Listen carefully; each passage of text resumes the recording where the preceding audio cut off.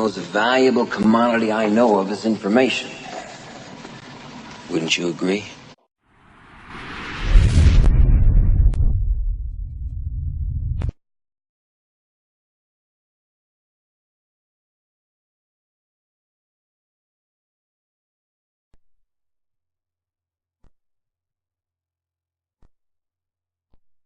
I'd like to tell you about the strangest secret in the world. Some years ago, the late Nobel Prize-winning Dr. Albert Schweitzer was being interviewed in London, and a reporter asked him, "Doctor, what's wrong with men today?" And the great doctor was silent a moment, and then he said, "Men simply don't think." It's about this that I want to talk with you. We live today in a golden age. This is an era that man has looked forward to, dreamed of, and worked toward for thousands of years. But since it's here, we pretty well take it for granted. We in America are particularly fortunate to live in the richest land that ever existed on the face of the earth, a land of abundant opportunity for everyone. But do you know what happens? Well, let's take 100 men who start even at the age of 25. Do you have any idea what will happen to those men by the time they're 65? These 100 men who all start even at the age of 25 believe they're going to be successful. If you asked any one of these men if he wanted to be a success, he'd tell you he did. And you'd notice that he was eager toward life, that there was a certain sparkle to his eye, an erectness to his carriage, and life seemed like a pretty interesting adventure to him. But by the time they're 65, 1 will be rich. 4 will be financially independent. 5 will still be working. 54 will be broke. Now think a moment. Out of the 100, only 5 make the grade. Now why do so many fail? What has happened to the sparkle that was there when they were 25? What's become of the dreams, the hopes, the plans? And why is there such a large disparity between what these men intended to do and what they actually accomplished? When we say about 5% achieve success, we have to define success. And here's the best definition I've ever been able to find. Success is the progressive realization of a worthy ideal. If a man is working toward a predetermined goal and knows where he's going, that man is a success. If he's not doing that, he's a failure. Success is the progressive realization of a worthy ideal. Rollo May, the distinguished psychiatrist, wrote a wonderful book called Man's Search for Himself. And in this book he says, the opposite of courage in our society is not cowardice. It is conformity. And there you have the trouble today. It's conformity, people acting like everyone else without knowing why, without knowing where they're going. Now think of it. In America right now, there are over 18 million people 65 years of age and older. And most of them are broke. They're dependent on someone else for life's necessities. Now, we learn to read by the time we're 7. We learn to make a living by the time we're 25. Usually by that time, we're not only making a living, we're supporting a family. And yet by the time we're 65, we haven't learned how to become financially independent in the richest land that has ever been known. Why? We conform. And the trouble is that we're acting like the wrong percentage group, the 95 who don't succeed. Now, why do these people conform? Well, they really don't know. These people believe that their lives are shaped by circumstances, by things that happen to them, by exterior forces. They're outer-directed people. A survey was made one time that covered a lot of men, working men, and these men were asked, why do you work? Why do you get up in the morning? 19 out of 20 had no idea. If you ask them, they'll say, well, everyone goes to work in the morning, and that's the reason they do it, because everyone else is doing it. Now let's get back to our definition of success. Who succeeds? The only person who succeeds is the person who is progressively realizing a worthy ideal. He's the person who says, I'm going to become this, and then begins to work toward that goal. I'll tell you who the successful people are. A success is the school teacher who's teaching school because that's what he or she wants to do. The success is the woman who's a wife and mother because she wanted to become a wife and mother and is doing a good job of it. The success is the man who runs the corner gas station because that was his dream. That's what he wanted to do. The success is the successful salesman who wants to become a top-notch salesman and grow and build with his organization. A success is anyone who is doing deliberately a predetermined job because that's what he decided to do deliberately. But only 1 out of 20 does that. That's why today there isn't really any competition unless we make it for ourselves. Instead of competing, all we have to do is create. You know, for 20 years I looked for the key which would determine what would happen to a human being. Was there a key I wanted to know which would make the future a promise that we could foretell to a large extent? Was there a key that would guarantee a person's becoming successful if he only knew about it and knew how to use it? Well, there is such a key, and I've found it. Have you ever wondered why so many men work so hard and honestly without ever achieving anything in particular, and others don't seem to work hard and yet seem to get everything? They seem to have the magic touch. You've heard them say that about someone. Everything he touches turns to gold. And have you ever noticed that a man who becomes successful tends to continue to become successful? And on the other hand, have you noticed how a man who's a failure tends to continue to fail? Well, it's because of goals. Some of us have goals, some don't. People with goals succeed because they know where they're going. It's that simple. Think of a ship leaving a harbor, and think of it with the complete voyage mapped out and planned. The captain and crew know exactly where it's going and how long it'll take. It has a definite goal.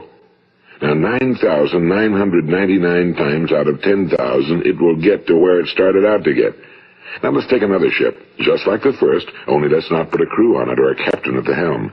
Let's give it no aiming point, no goal, no destination. We just start the engines and let it go.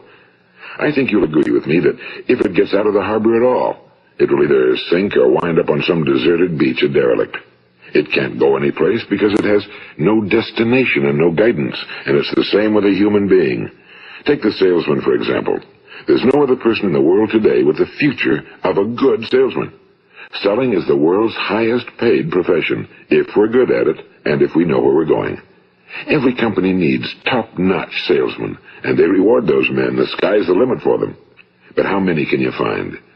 Someone once said the human race is fixed, not to prevent the strong from winning, but to prevent the weak from losing. The American economy today can be likened to a convoy in time of war. The entire economy is slowed down to protect its weakest link, just as the convoy had to go at the speed that would permit its slowest vessel to remain in formation. That's why it's so easy to make a living today. It takes no particular brains or talent to make a living and support a family today. So we have a plateau of so-called security, if that's what a person's looking for. But we do have to decide how high above this plateau we want to aim. Now let's get back to the strangest secret in the world, the story that I wanted to tell you today. Why do men with goals succeed in life and men without them fail? Well, let me tell you something which, if you really understand it, will alter your life immediately. If you understand completely what I'm going to tell you from this moment on, your life will never be the same again. You will suddenly find that good luck just seems to be attracted to you. The things you want just seem to fall in line, and from now on you won't have the problems, the worries, the gnawing lump of anxiety that perhaps you've experienced before. Doubt, fear, well, they'll be things of the past. Here's the key to success and the key to failure. We become what we think about. Now let me say that again. We become what we think about. Throughout all history, the great wise men and teachers, philosophers and prophets have disagreed with one another on many different things. It's only on this one point that they are in complete and unanimous agreement. Listen to what Marcus Aurelius, the great Roman emperor, said. A man's life is what his thoughts make of it. Disraeli said this. Everything comes if a man will only wait. I've brought myself by long meditation to the conviction that a human being with a settled purpose must accomplish it, and that nothing can resist a will that will stake even existence for its fulfillment. Ralph Waldo Emerson said this, a man is what he thinks about all day long. William James said, the greatest discovery of my generation is that human beings can alter their lives by altering their attitudes of mind. And he also said, we need only in cold blood act as if the thing in question were real, and it will become infallibly real by growing into such a connection with our life that it will become real. It will become so knit with habit and emotion that our interest in it will be those which characterize belief. And he also said, if you only care enough for a result, you will almost certainly attain it. If you wish to be rich, you will be rich. If you wish to be learned, you will be learned. If you wish to be good, you will be good. Only you must then really wish these things and wish them exclusively, and not wish at the same time 100 other incompatible things just as strongly. In the Bible, you read in Mark 9:23, if thou canst believe, all things are possible to him that believeth. My old friend Dr. Norman Vincent Peale put it this way. This is one of the greatest laws in the universe. Fervently do I wish I had discovered it as a very young man. It dawned upon me much later in life, and I found it to be one of the greatest, if not my greatest discovery outside of my relationship to God. The great law, briefly and simply stated, is that if you think in negative terms, you will get negative results. If you think in positive terms, you will achieve positive results. That is the simple fact, he went on to say, which is at the basis of an astonishing law of prosperity and success. In 3 words, believe and succeed. William Shakespeare put it this way: our doubts are traitors and make us lose the good we oft might win by fearing to attempt. George Bernard Shaw said, people are always blaming their circumstances for what they are. I don't believe in circumstances. The people who get on in this world are the people who get up and look for the circumstances they want, and if they can't find them, make them. Well, it's pretty apparent, isn't it? And every person who discovered this for a while believed that he was the first one to work it out. We become what we think about. Now, it stands to reason that a person who's thinking about a concrete and worthwhile goal is going to reach it, because that's what he's thinking about, and we become what we think about.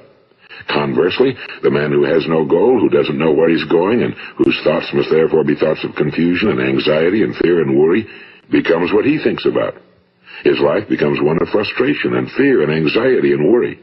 And if he thinks about nothing, he becomes nothing. Now, how does it work? Why do we become what we think about? Well, I'll tell you how it works as far as we know. Now, to do this, I want to tell you about a situation that parallels the human mind. Suppose a farmer has some land, and it's good fertile land. Now, the land gives the farmer a choice. He may plant in that land whatever he chooses. The land doesn't care. It's up to the farmer to make the decision. Now, remember, we're comparing the human mind with the land because the mind, like the land, doesn't care what you plant in it. It will return what you plant, but it doesn't care what you plant. Now, let's say that the farmer has 2 seeds in his hand. One is a seed of corn. The other is nightshade, a deadly poison. He digs 2 little holes in the earth, and he plants both seeds, one corn, the other nightshade. He covers up the holes, waters, and takes care of the land, and what will happen? Invariably, the land will return what's planted. As it's written in the Bible, as ye sow, so shall ye reap. Now remember, the land doesn't care. It'll return poison in just as wonderful abundance as it will corn. So up come the 2 plants, one corn, one poison. Now, the human mind is far more fertile, far more incredible and mysterious than the land, but it works the same way. It doesn't care what we plant. Success, failure. A concrete, worthwhile goal, or confusion. Misunderstanding, fear, anxiety, and so on. But what we plant, it must return to us. You see, the human mind is the last great unexplored continent on Earth. It contains riches beyond our wildest dreams. It will return anything we want to plant. Now, you might say, well, if that's true, why don't people use their minds more? Well, I think they figured out an answer to that one, too. Our mind comes as standard equipment at birth. It's free, and things that are given to us for nothing we place little value on. Things that we pay money for, we value. The paradox is that exactly the reverse is true. Everything that's really worthwhile in life came to us free. Our minds, our souls, our bodies, our hopes, our dreams, our ambitions, our intelligence, our love of family and children and friends and country, all these priceless possessions are free. But the things that cost us money are actually very cheap and can be replaced at any time. A good man can be completely wiped out and make another fortune. He can do that several times. Even if our home burns down, we can rebuild it. But the things we got for nothing, we can never replace. The human mind isn't used because we take it for granted. Familiarity breeds contempt. It can do any kind of job we assign to it, but generally speaking, we use it for little jobs instead of big, important ones. Universities have proved that most of us are operating on about 10% or less of our abilities. So decide now, what is it you want? Plant your goal in your mind. It's the most important decision you'll ever make in your entire life. What is it you want? Do you want to be an outstanding salesman? A better worker at your particular job? Do you want to go places in your company, in your community? Do you want to get rich? All you've got to do is plant that seed in your mind, care for it, work steadily toward your goal, and it will become a reality. It not only will, there's no way that it cannot. You see, that's a law, like the laws of Sir Isaac Newton, the laws of gravity. If you get on top of a building and jump off, you'll always go down. You'll never go up, and it's the same with all the other laws of nature. They always work. They're inflexible. Think about your goal in a relaxed, positive way. Picture yourself in your mind's eye as having already achieved this goal. See yourself doing the things you will be doing when you've reached your goal.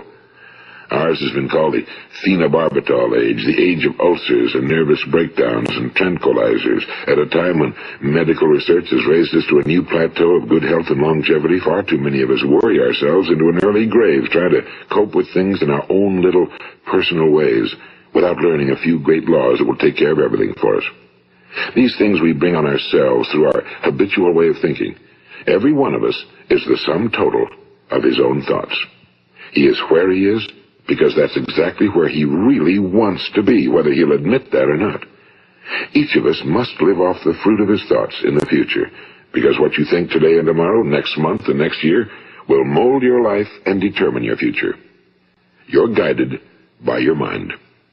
I remember one time I was driving through eastern Arizona, and I saw one of those giant earth-moving machines roaring along the road at about 35 miles an hour with what looked like 30 tons of dirt in it. A tremendous, incredible machine, and there was a little man perched way up on top with the wheel in his hands guiding it. And as I drove along, I was struck by the similarity of that machine to the human mind.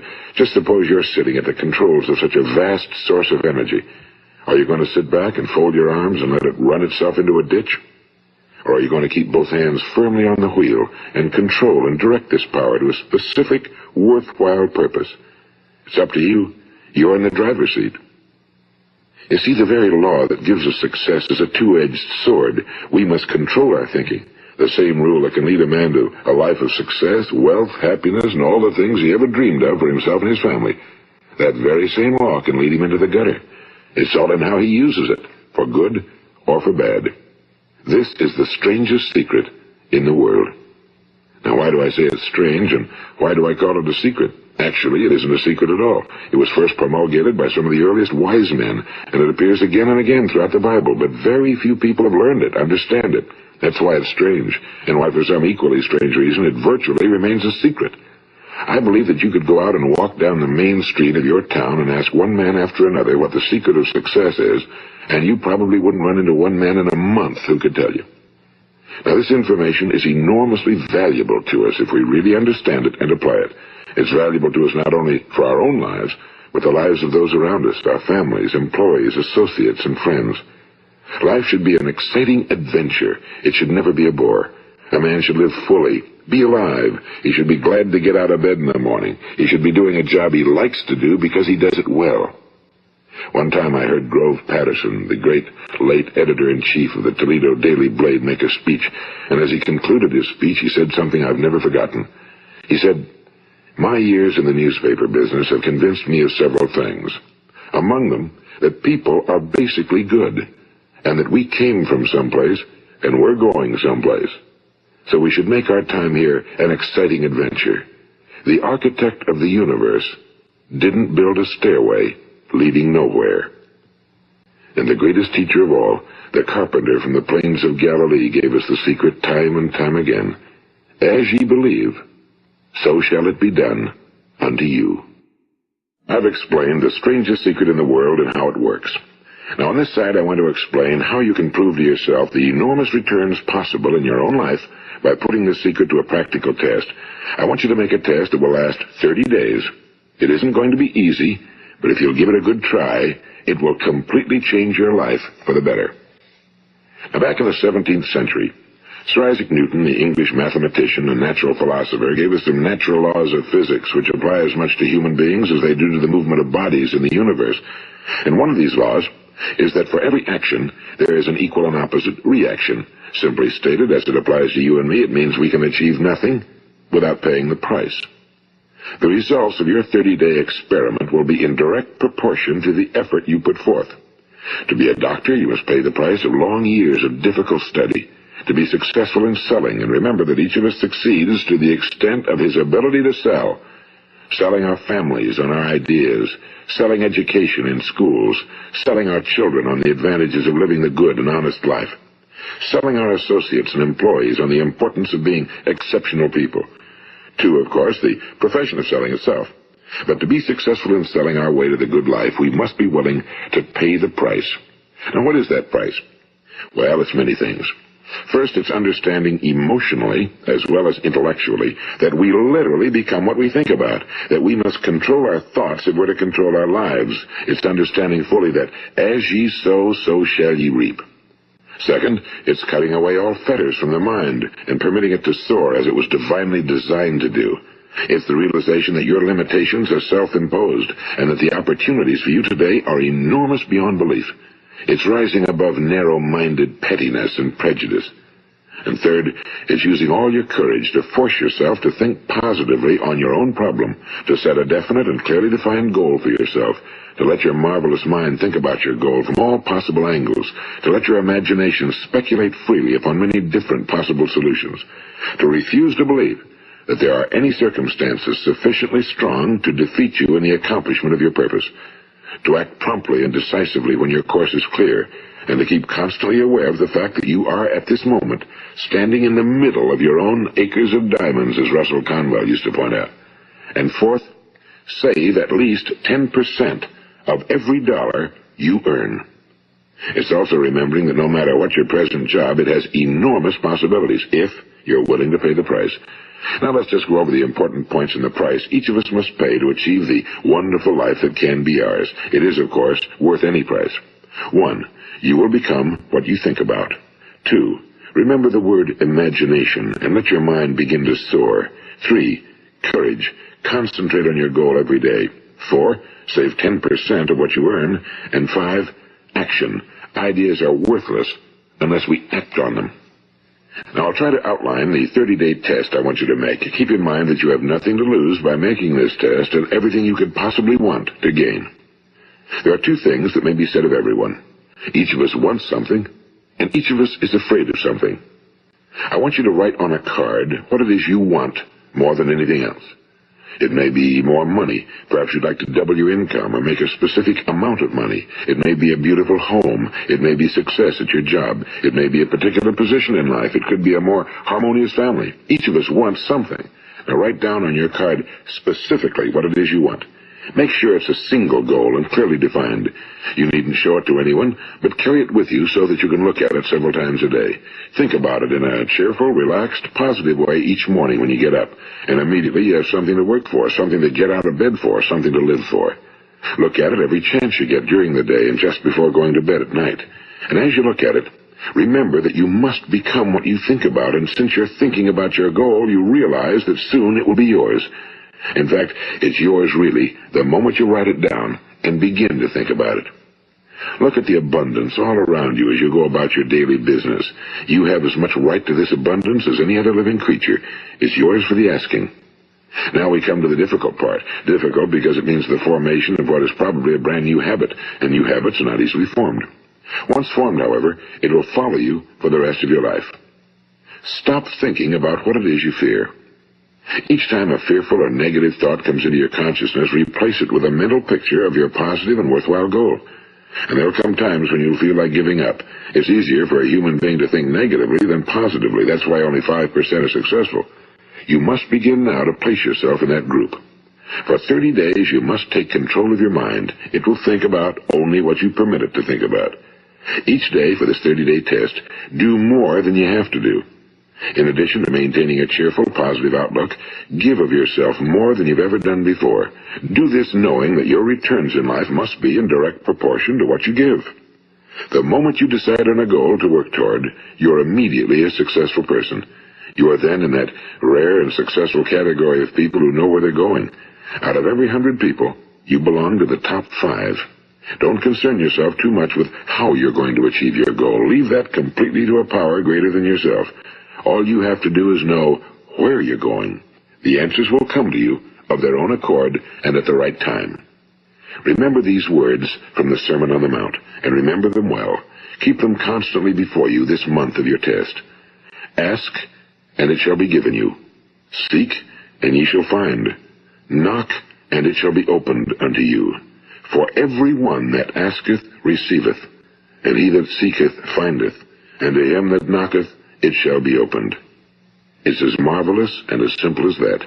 In fact, it's so simple that in our seemingly complicated world, it's difficult for an adult to understand that all he needs is a purpose and faith.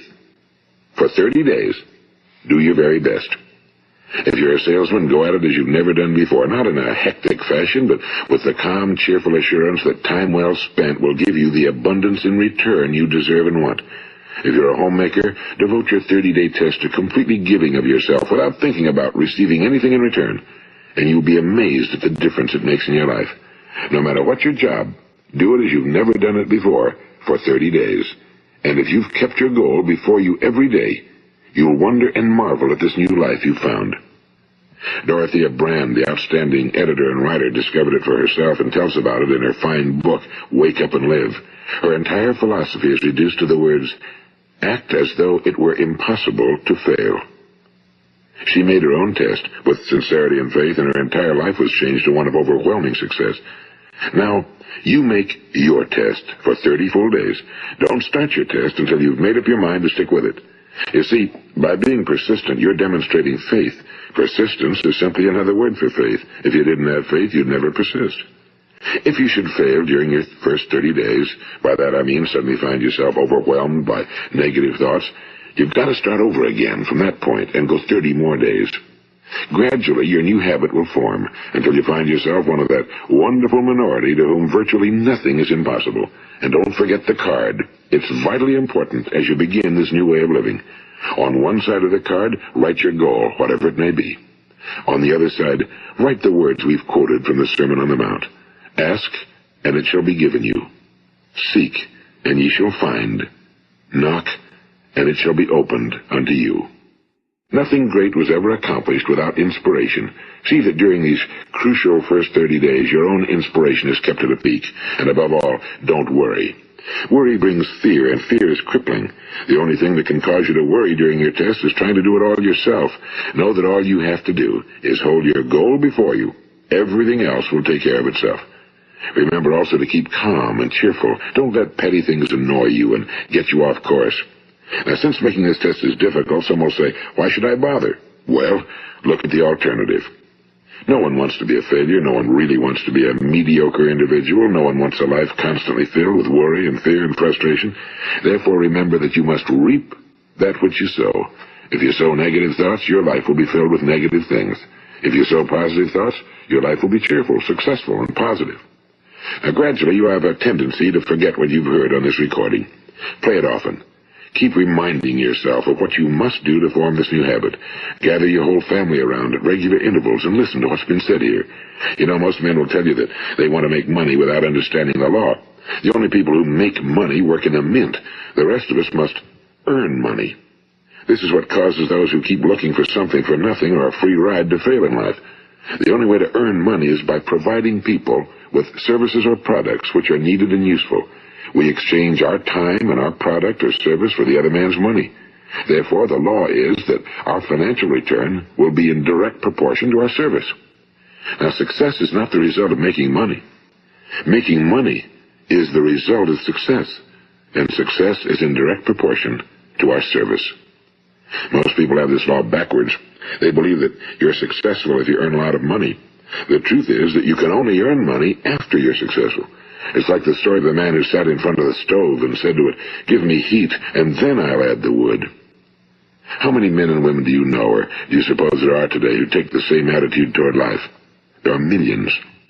We've got to put the fuel in before we can expect heat. Likewise, we've got to be of service first before we can expect money. Don't concern yourself with the money. Be of service, build, work, dream, create. Do this and you'll find there's no limit to the prosperity and abundance that will come to you. Prosperity, you know, is founded upon a law of mutual exchange. Any person who contributes to prosperity must prosper in turn himself. Sometimes the return will not come from those you serve, but it must come to you from someplace, because that's the law. For every action, there is an equal and opposite reaction. As you go daily through your 30-day test period, remember that your success will always be measured by the quality and quantity of service you render, and money is a yardstick for measuring this service. No man can get rich himself unless he enriches others. Now, there are no exceptions to a law. You can drive down any street in America and from your car estimate the service that's being rendered by the people living on that street. Had you ever thought of this yardstick before? It's interesting. Some, like ministers and priests and other devoted people, measure their returns in the realm of the spiritual, but again, their returns are equal to their service. Once this law is fully understood, any thinking person can tell his own fortune. If he wants more, he must be of more service to those from whom he receives his return. If he wants less, he has only to reduce his service. This is the price you must pay for what you want. If you believe you can enrich yourself by deluding others, you can end only by deluding yourself. It may take some time, but just as surely as you breathe, you'll get back what you put out. Don't ever make the mistake of thinking you can avert this. It's impossible. The prisons and the streets where the lonely walk are filled with people who tried to make new laws just for themselves. We may avoid the laws of man for a while, but there are greater laws that cannot be broken. An outstanding medical doctor recently pointed out 6 steps that will help you realize success. 1. Set yourself a definite goal. 2. Quit running yourself down. 3. Stop thinking of all the reasons why you cannot be successful and instead think of all the reasons why you can. 4. Trace your attitudes back through your childhood and try to discover where you first got the idea you couldn't be successful, if that's the way you've been thinking. 5. Change the image you have of yourself by writing out a description of the person you would like to be. And 6. Act the part of the successful person you have decided to become. The doctor who wrote those words is a noted West Coast psychiatrist, Dr. David Harold Fink. Do what the experts since the dawn of recorded history have told you must do. Pay the price by becoming the person you want to become. It's not nearly as difficult as living unsuccessfully. Make your 30-day test, then repeat it again, and each time it will become more a part of you until you'll wonder how you could ever have lived any other way. Live this new way, and the floodgates of abundance will open and pour over you more riches than you may have dreamed existed. Money? Yes, lots of it. But what's more important, you'll have peace. You'll be in that wonderful minority who lead calm, cheerful, successful lives. Start today. You have nothing to lose, but you have a whole life to win. The valuable commodity I know of is information. Wouldn't you agree?